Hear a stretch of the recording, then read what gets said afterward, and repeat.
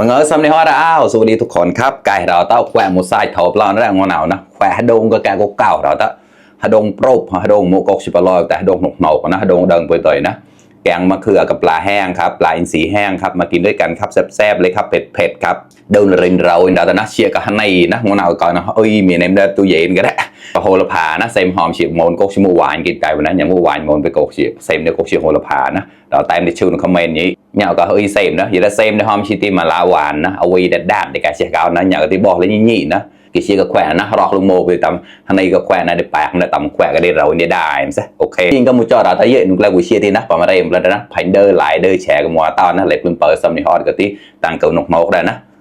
cái lon plan này thì tàu cái này nó khỏe một side đây thì là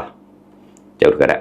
ฮดงนักเล่นมาแล้วเดินเชียแบบว่าเราในเจ้าไปก้อนังเลยนะต่อได้กล่าวเสียมูนี่ก้อแล้วก็ได้ต่อได้ลึกจ๋าเนี่ยนี่ก้อนะโนแอร์ละไผ่ที่ละโคซาวแวร์แต่ที่นี่ก้อนังเลยข้อมกันเดินเชียเดินได้ปะนะเป็นเมนูข้าวหมดหม้อนะครับอร่อยครับมาครับกระดาษกระตามน้องอย่าเจ็บจำระดงแกลนะ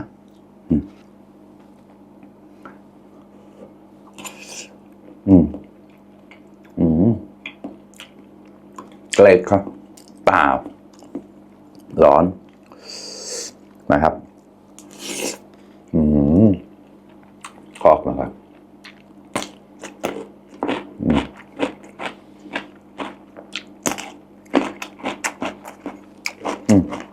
อร่อยมาก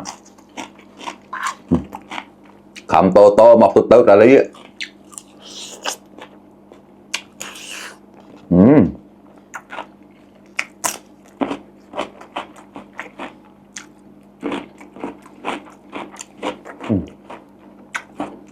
โหระพาอันนี้หวานเมื่อวานได้ใจผมนะเราตามที่ชนกันไปนี้หอมเชียร์ก็เมกะเตียน้ำตกนะตักมาพักข้อมากันแล้วเนี่ยผัดแกะแกะเลยข้อbây giờ mình nhìn chạy đông chia cái phần để chấp giờ đây này sẽ có cao thì để bây giờ nó dễ kìa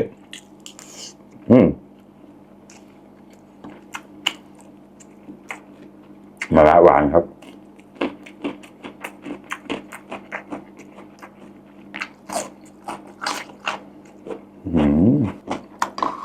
เข้ากันปากมาขนาดนั้น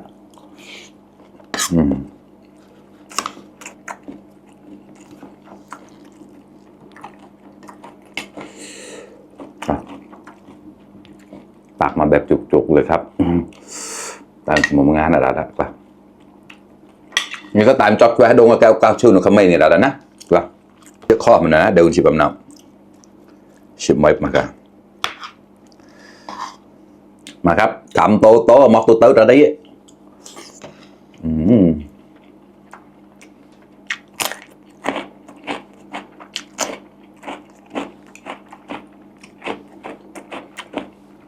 nhà là đơn nữa nhà có chuyện chạy em tên là đó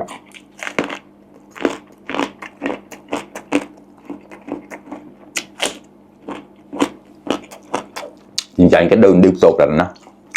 chìm một bòn rồi mà cái đó quá hầm to mà tôi ra đấy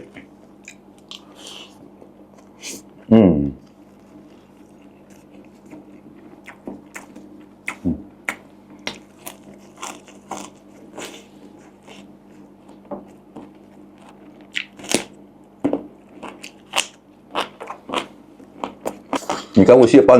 ก็มันจอดอะไรเยอะใครที่ยังไม่ได้กินข้าวมากินข้าวด้วยกันครับเพื่อนๆมาครับ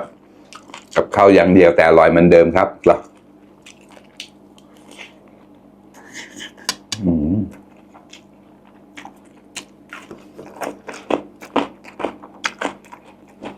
ช่วงจะป้องข้าวไม่นานแล้ว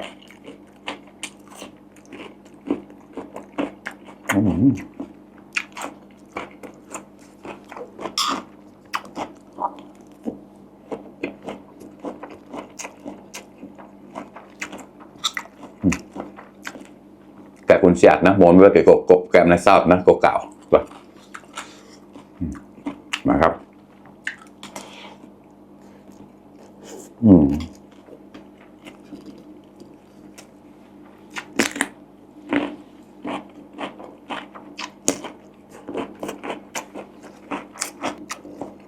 เป็นปลายสีแห้งนะครับเนี่ยอร่อย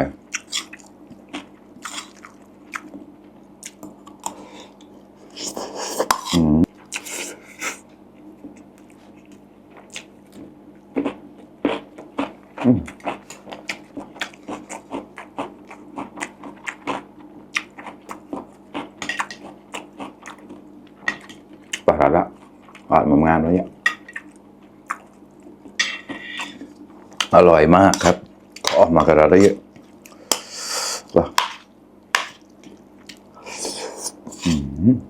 ก็เล็ดมาครับมะเขือมันมากครับมันแล้วก็ละลายในปากครับแบบอร่อยอ่ะไม่รู้จะอธิบายยังไงอ่ะ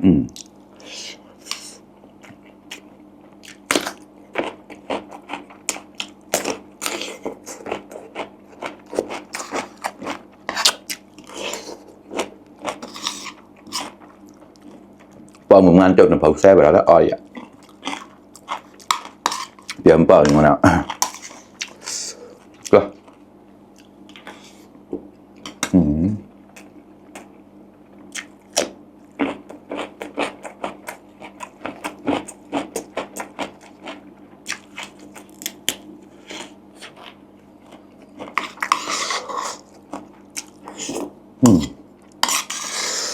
ว่า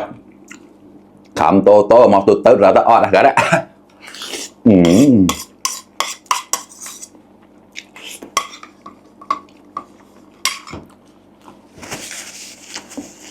พอออกกันแล้วอร่อยมากเพื่อน